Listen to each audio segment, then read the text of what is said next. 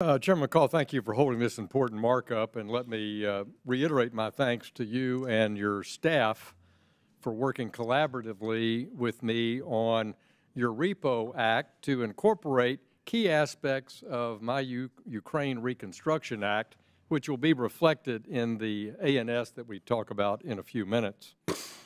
Russia should be held responsible for the cost of the damages stemming from its illegal invasion of Ukraine, not American taxpayers.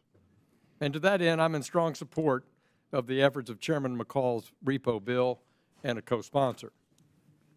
The REPO for Ukrainians Act would give the President the authority to seize, transfer, or vest Russian sovereign assets within U.S. jurisdiction into an international fund for the sole purpose of Ukraine's eventual reconstruction.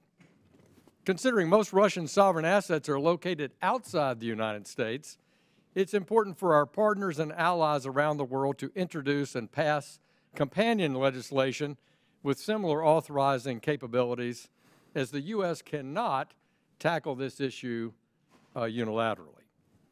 There's bipartisan recognition in Congress that the United States must be a global leader through coordination with the G7 and our other allies. This bill is consistent with well-established international precedent, where the United States worked with international partners to establish a fund, like we saw with Afghanistan in 2022, the Iran-U.S. Claims Tribunal in 1981, and the UN Compensation Fund for Kuwait in 1991 following Iraq's invasion of Kuwait. This legislation still has some room for improvement, whether that's adding state-owned enterprises like SureBank or Gazprom in the definition of a sovereign asset, or in clarifying that Russia's illegal war first began in February of 2014 after its invasion of Crimea. But with that said, I want to acknowledge a few ways that we were able to make this best bill possible for this markup. First, we made sure to hold Belarus accountable for its direct role in supporting Russia's illegal war against Ukraine.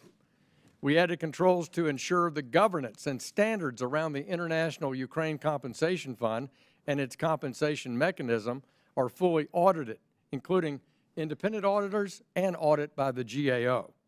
We also clarified important concepts like judicial review and the definition of seizure to mean the confiscation of all rights, title, and interest in a sovereign asset.